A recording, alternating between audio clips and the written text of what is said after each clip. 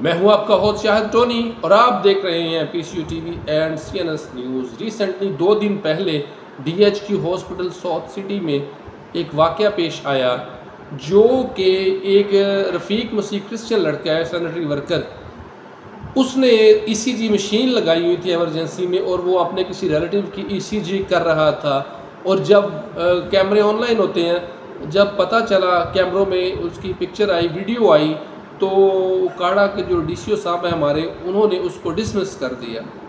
تو میرا سوال ہے یہ ارباب اختیار سے، میرا سوال ہے CO ہیلتھ سے، میرا سوال ہے MS صاحب سے کہ مجھے بتائیں کہ اس لڑکے کو، اس سینیٹری ورکر کو ECG کرنا کس نے بتایا آخر؟ اور مجھے پتا چلا ہے کہ وہاں ہاسپٹل میں نوکروں نے بھی نوکر رکھے ہوئے ہیں، ٹھیک ہے جی، جتنا بھی پرائیویٹ عملہ ہے انہوں نے کوئی نہ کوئی اور بھی بندہ رکھا ہوا، سب کو پکڑیں، جن نوکروں نے نوکر رکھے ہوئے ہیں ان کو بھی پکڑیں، ٹھیک ہے، ان کو بھی جاب سے نکالیں، پتہ کریں، پہلے یہ تفتیش ہونی چاہیے تھی کہ بھائی اس کو سکھایا کس نے ہے۔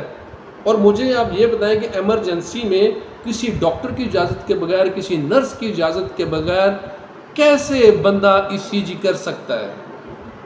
یعنی کوئی تحقیق نہیں کی، کوئی کچھ نہیں کیا، ڈائریکٹ اس کو نکال دیا جاب سے۔ پہلے یہ تو پوچھتے کہ بھائی آپ کو ECG کرنا کس نے بتایا ہے، تو اس کے بعد یہ فیصلہ لیتے۔ شکریہ۔